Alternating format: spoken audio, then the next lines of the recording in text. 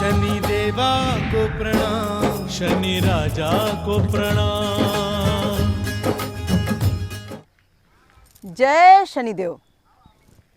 दर्शकों, हमने सुभारती संवाद के माध्यम से अपनी ज्ञान चर्चा में समय समय पर बहुत सारा ज्ञान नवग्रहों से संबंधित, नक्षत्रों से संबंधित, ज्योतिष में, एस्ट्रोलॉजी में शनिदेव से संबंधित और अपने तमाम प्रकार के रिसर्चों के आधार पर नई नई खोजों से संबंधित आपको दिया है। हर बार सारे लोगों ने बहुत ज़्यादा प्रशंसा व्यक्त की है। लोगों ने कहा है कि उनकी अलग अलग प्रकार की समस्याएं हैं और अलग अलग प्रकार की समस्याओं का समाधान हम अपने हर एपिसोड के लास्ट में करते आए हैं। अलग अलग प्रकार के समस्याओं के समाधान के अंतर्गत समस्या एक सबसे बड़ी लोगों की यह भी रही है, नवग्रहों से संबंधित पीड़ा की, नवग्रहों से संबंधित शांति की।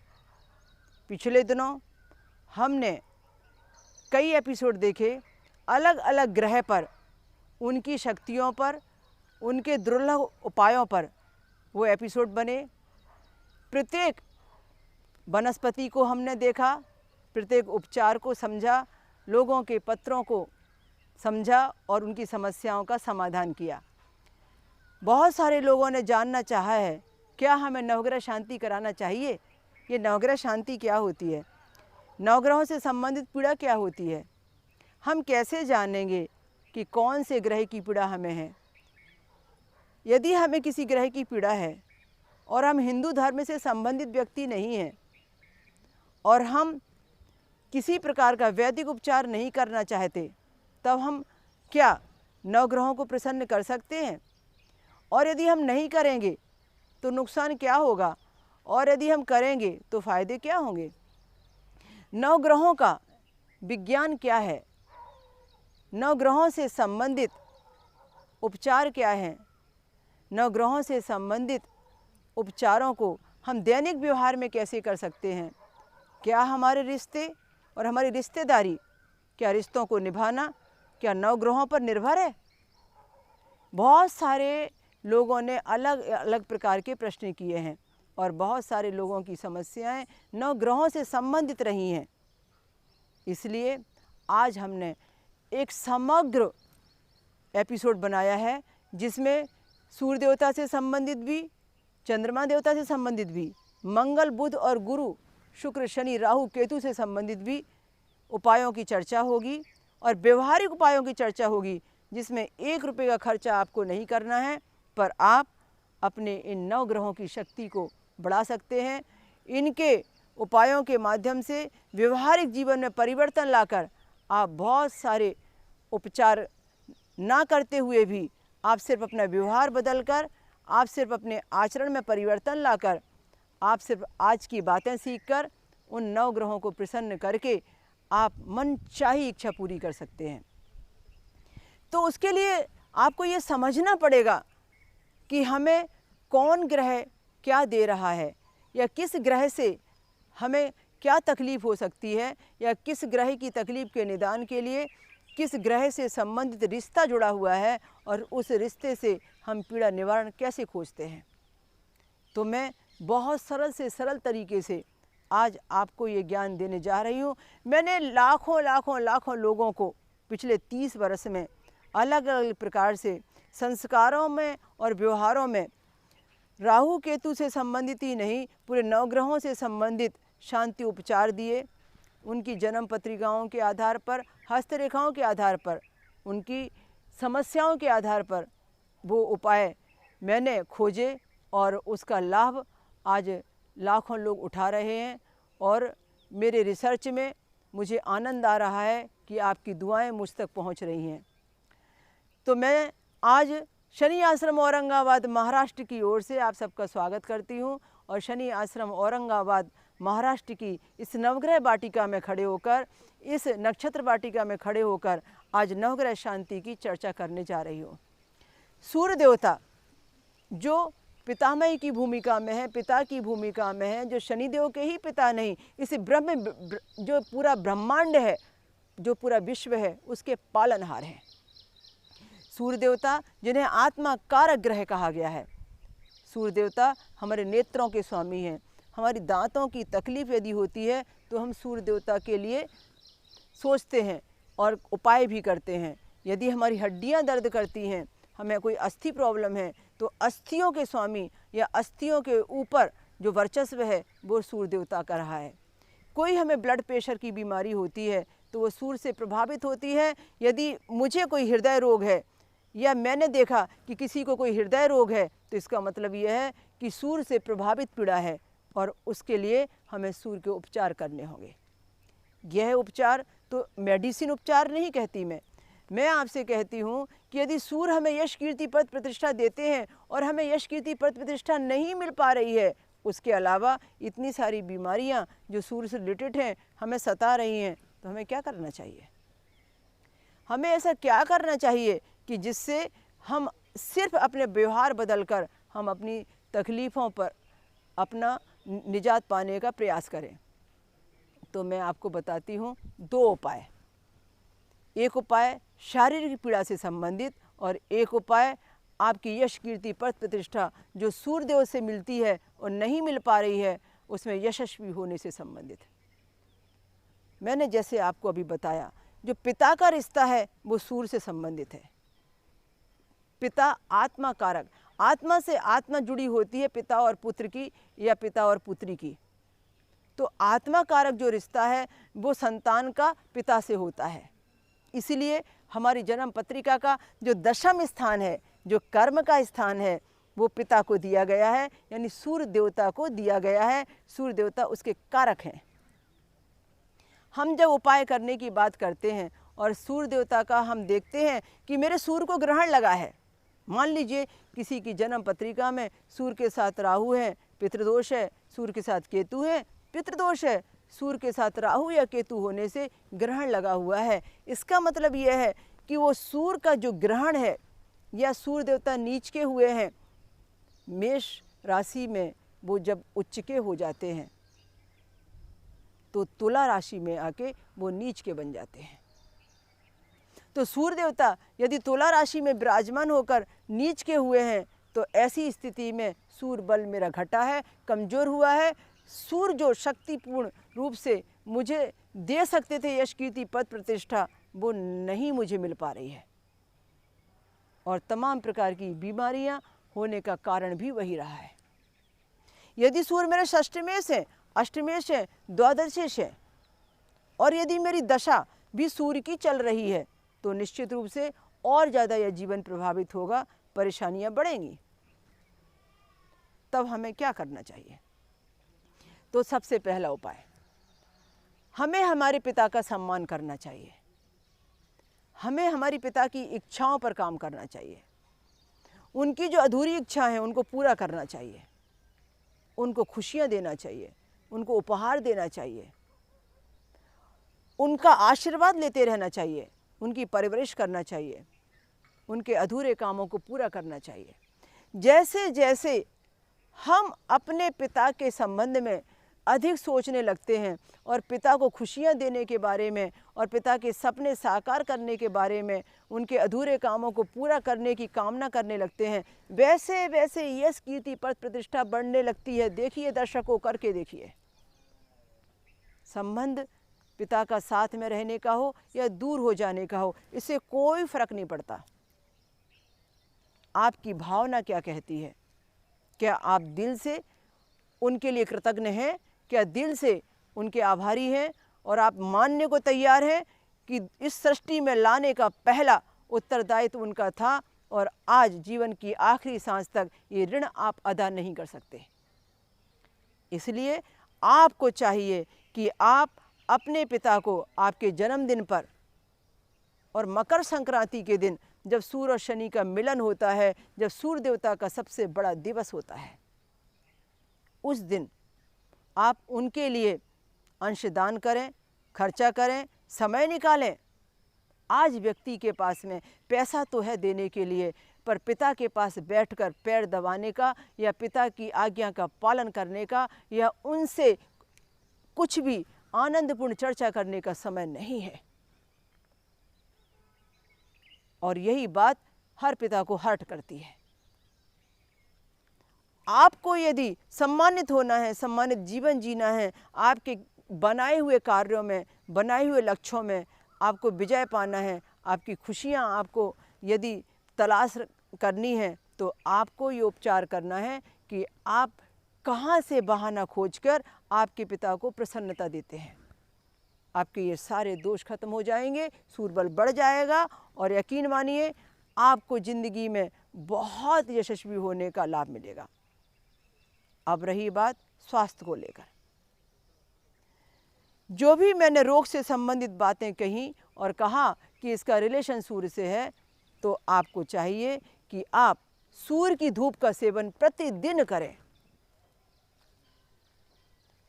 कांच की लाल रंग की बोतल लें, उस लाल रंग की कांच की बोतल के अंदर पानी भरें, उस पानी को 6 से 7 घंटे धूप की गर्मी में रखें। धूप की सारी रेज, सारी कॉस्मेटिक शक्ति उसके अंदर जाने दें और वह पावर जो धूप ने दिया है उस लाल रंग की किरण को टच करके पानी के अंदर में उस जल को आप पिएं औषधि समझकर। कई बार सूर्य से संबंधित स्किन त्वचा रोग होता है, तब हम सूर्य से संबंधित धूप में रखे हुए जल से ही लोगों को स्नान कराते हैं। हमारे यहाँ पर जनवरी महीने में जब यहाँ पर चिकित्सा शिविर लगते हैं, तो मैं सूर्य की धूप में रखे गए जल से लोगों को स्नान कराने की सलाह देती हूँ। तो आपको ये उपचार बताया। अब आते हैं हम चंद्रमा देवता पर। चंद्रमा मन सो जाता, मन अधिपति चंद्रमा। मन आपका भटकने लगा है, मन आपका दुखी हो गया है, आप भावुक हो गए हैं, रोने को मन कर रहा है, कुछ काम में मन नहीं लगने से आप डिप्रेशन की तरफ जाने लगे हैं, याददाश्त कम होने लगी है, भुलक्कड़ हो गए हैं, आपने अपने मन की शांति खो रखी है, आपने बुद्धि से काम लेना बंद कर दिया है। 24 घंटे आपकी विचारधारा, आपका टेंशन आपको परेशान और डिस्टर्ब कर रहा है। आप बार बार अस्थिर हो रहे हैं, छोड़ते हैं, पकड़ते हैं, करते हैं, बिगाड़ते हैं। आपका व्यक्तित्व परिवर्तनशील होने लगा है। इसका मतलब यह है कि आपको चंद्र दोष परेशान कर रहा है। चंद्रमा आपका कमज़ोर हो चुका है। आपको चंद्रमा का बल बढ़ाना पड़ेगा और इन सब चीज़ों का इलाज आपको करना चाहिए और चंद्रमा इसका ट्रीटमेंट है। रिश्तों में देखा जाए दर्शकों, तो रिश्तों में माँ का जो रिश्ता है वो है चंद्रमा से जुड़ा। माँ का कारक है चंद्रमा। चतुर्थ स्थान जो माँ का होता है वहाँ का संबंध है चंद्रमा से। चतुर्थ स्थान पर जो अधिपत्य है वो चंद्रमा का है। माँ के कारक चंद्रमा को यदि आपको समझना है, आपको बलवान बनाना है, तो माता की सेवा करनी पड़ेगी। चंद्रमा जो आपको समृद्धि दे सकता था, शांति प्रदान कर सकता था, स्थिरता दे सकता था, आपको कामयाबी दे सकता था, बुद्धि, विवेक और ज्ञान दे सकता था। आप बुद्धि से काम लेके चंद्रमा से बहुत धनवान बन सकते थे, पर आप ऐसा नहीं कर पा रहे हैं। इसका मतलब यह है कि आपको चंद्रमा का ग्रहण लगा होगा, आपका चंद्रमा नीच का होगा। चंद्रमा के साथ में राहु या केतु होने से मात्र दोष बनता है, चंद्र ग्रहण लग जाता है। और यदि चंद्रमा 8वें नंबर की राशि पर यानी वृश्चिक राशि पर है तो नीच का भी कहलाता है। बढ़ाइए इसका बल। कैसे बढ़ाएंगे? षष्टम, अष्टम, द्वादश बैठे चंद्रमा का बल कैसे आप अच्छा करेंगे?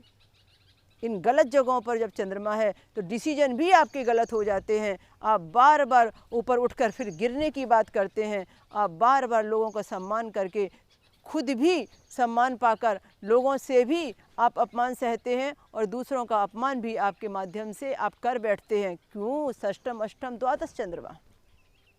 पल में तोला पल में मासा। पल में आप सॉरी बोलते हैं, गलती फिर से होती है। पल में आप अच्छे हो जाते हैं, पल में आप बुरे बन जाते हैं। क्यों? षष्टम, अष्टम, द्वादश चंद्रमा। समय बर्बाद होता है।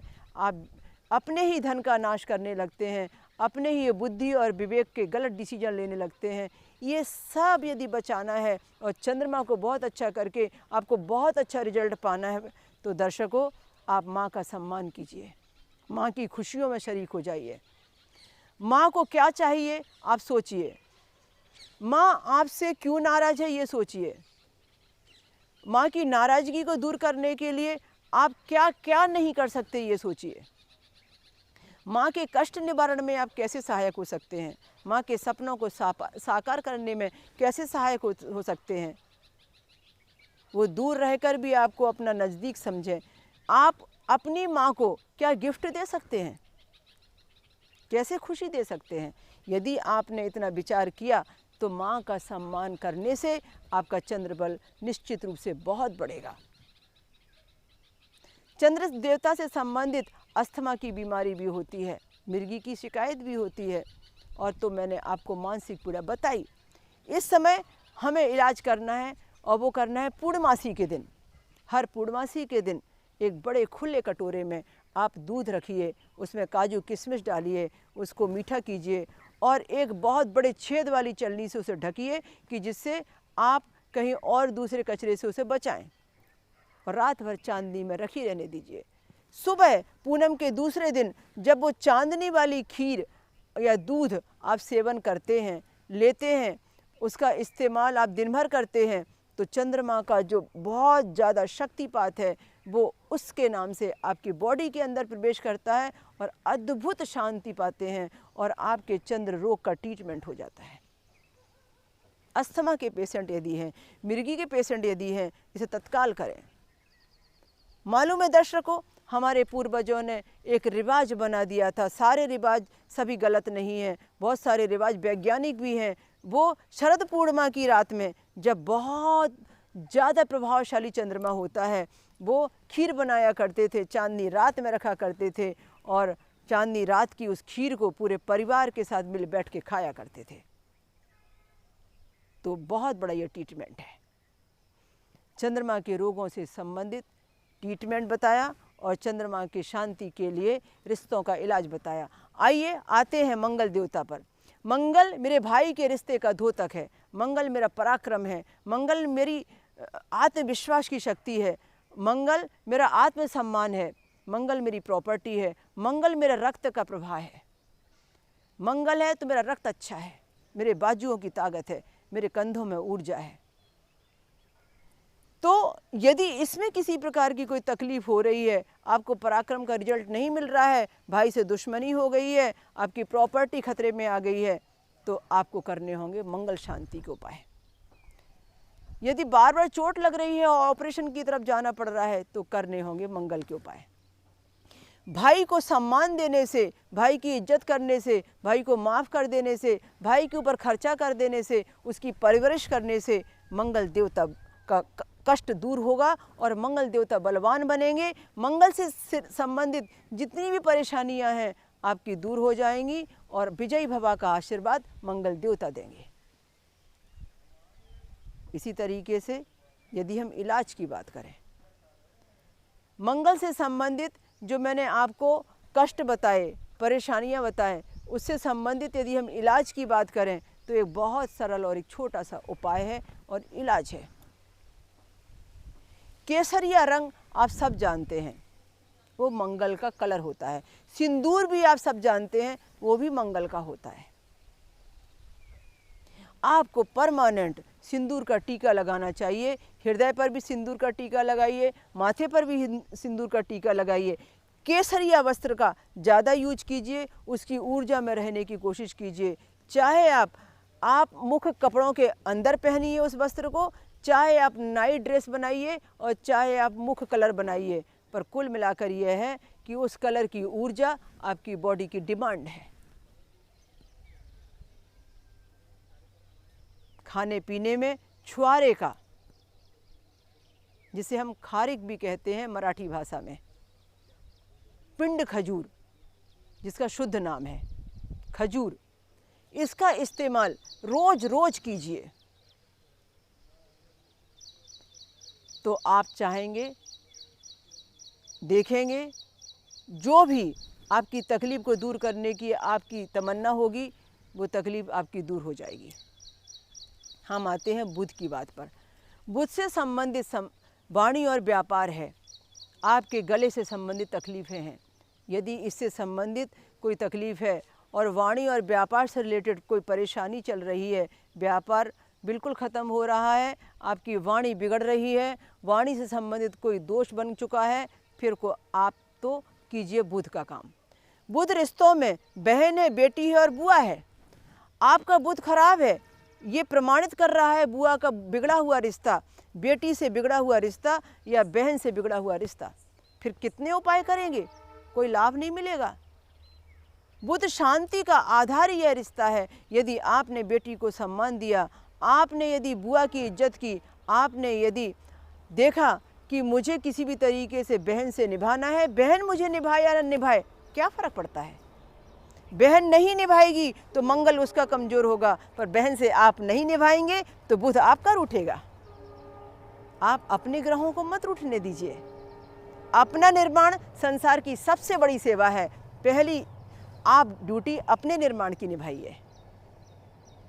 इसलिए यदि आपको बुध का सारा प्रॉब्लम सॉल्व करना है तो आप अपने किसी भी बहाने को खोजकर बहन, बेटी और बुआ का सम्मान कीजिए। उनकी खुशियों में आपके बुध की ताकत छुपी है। इलाज के रूप में हरियाली में ज़्यादा रहिए। हरियाली के वातावरण आपके लिए उपहार बने, इलाज बने। कहीं कहीं पौधे और गमले आपके आसपास बने रहें। जहाँ गार्डन बगीचे हैं वहाँ पर रहकर काम करें, वहाँ का सेवन ज़्यादा करें। ये ट्रीटमेंट है, ये हरियाली आपकी बुध की ताकत है। आइए गुरु की बात करें। गुरु बृहस्पति देवता का संबंध तो बड़ा विशाल है। यदि गुरु रूठे हैं, गुरु यदि आपके नीच के हैं, गुरु यदि आपके षष्टम अष्टम द्वादश हैं, गुरु यदि आपके षष्ठमें सष्टमें द्वादशेश हैं, तो गुरु का उपाय कीजिए। और गुरु का उपाय करने के लिए सबसे अच्छा दिन गुरुवार का है। कहते हैं हरि रूठे गुरु ठौर है, गुरु रूठे नहीं ठौर। तो इसलिए आप गुरु को रूठने मत दीजिए। आप गुरु का सम्मान कीजिए। गुरु का सम्मान है ब्राह्मण का सम्मान करने पर, गुरु का सम्मान है सदगुरु का सम्मान करने पर, गुरु का सम्मान है साधु संतों का मान करने पर। आप गुरु की शक्ति बढ़ा सकते हैं। किसी धर्म क्षेत्र में समय दान और श्रम दान और अंशदान कर कर आप गुरु का बल बढ़ा सकते हैं। सत्संग करवाकर और सत्संग सुनकर और सत्संग का प्रचार करके, आध्यात्म के मार्ग पर चलकर देखिए तो सही कितना गुरुबल बढ़ेगा आपका। और जैसे जैसे गुरुबल बढ़ेगा आपकी पीड़ा का निदान होता चला जाएगा। जो काम नहीं हो रहे हैं वो गुरु कृपा से होने प्रारंभ कर लेंगे। इसी तरीके से बहुत सारे उपाय हैं, अलग अलग प्रकार के। शुक्र से भी हैं, शनि से भी हैं, राहु से भी हैं, केतु से भी हैं। मैं सिर्फ टिप्स छोड़ देती हूँ आपको। ये सारे उपाय इतना विस्तृत बताना मुश्किल है। यदि हम सही मायने में शुक्र का उपाय करना चाहते हैं और आप शादीशुदा हैं तो आपकी पत्नी आपके लिए और पत्नी के लिए पति शुक्र का स्वरूप है। दोनों के रिश्तों में निभाना अब आपकी ड्यूटी है। यदि पत्नी आपसे नाराज है तो शुक्र आपसे रूठा है। पति आपसे शिकायत करते हैं तो शुक्र आपका खराब हुआ है। और शुक्र यदि खराब है तो ऐश्वर्य रूठ जाएगा, घर की सारी व्यवस्था रूठ जाएगी, लक्ष्मी रूठ जाएगी और बहुत सारी जो चीज़ें शुक्र से संबंधित हमें मिलती हैं हमारे रिश्तों में गृहस्थी को निभाने के लिए, वो नहीं पूरा हो पाएंगी। इसलिए पति को पत्नी का और पत्नी को पति का सम्मान करना शुक्र देवता के लिए बहुत ज़रूरी है। शुक्र को बलवान कीजिए। शनिदेव के लिए जो दीनहीन लाचार हैं, जो मजबूर हैं, जो गरीब हैं, जहाँ पर उनकी मदद करने के लिए कोई नहीं है, उनके लिए आप मददगार बने, उनकी सेवा में आपका ध्यान रहे, वक्त पर उनका साथ दें, तो निश्चित मानिए कि आप शनिदेव जी जरूर प्रसन्न होंगे। शनिदेव यह नहीं कहते कि शनि मंदिर में जाकर आप बहुत सारा दान पुण्य करें और बहुत सारे पंडित जी वहाँ पर मंदिर में हों, उनको उपहार दिया जाए, उससे बहुत प्रसन्न होने वाले नहीं हैं। मैं तो यहाँ तक कहती हूँ, जब मेरे शनि की भागवत कथाएं या सत्संग होते हैं तब मैं कहती हूँ कोई मत दीजिए मुझे उपहार, कोई मत लाइए मेरे लिए गिफ्ट। किसी प्रकार का किसी भी उपहार या गिफ्ट विभश्री जी को देने से या शनि शादिका को देने से शनिदेव अति प्रसन्न होंगे, ऐसा होने वाला नहीं है। पर यही चीज़ यदि आप किसी ज़रूरतमंद के लिए करते हैं, किसी गरीब के लिए, किसी बहुत ऐसे खास के लिए जिसको इसकी आवश्यकता है तो वो निश्चित रूप से शनि पीड़ा निदान बनेगा। जिसका पेट भरा है उसको देंगे तो निश्चित रूप से वो उतना लाभ नहीं मिलेगा। राहु की शांति के लिए पुराने कबाड़े को निकालिए और ज़रूरतमंद को दान कर दीजिए। राहु की शांति का लाभ उठाइए। और केतु की शांति के लिए मैं बार बार कहती हूँ, हर साल वस्त्र बदलिए और हर साल अपने कोई भी अच्छे वस्त्र किसी ज़रूरतमंद किन्नर को दान कीजिए, या फिर किसी ऐसे समुदाय को दान कीजिए जहाँ सब प्रकार के लोग का एक अनाथालय हो, सब प्रकार के छोटे बड़े बच्चे बड़े बूढ़े सब प्रकार के लोग हों, जहाँ पर एक गरीबों को अनाथालय के रूप में या गरीबों की सेवा के रूप में देखा जाता है। तो गरीबों की सेवा के लिए वो आपका किया गया दान काम आ जाए।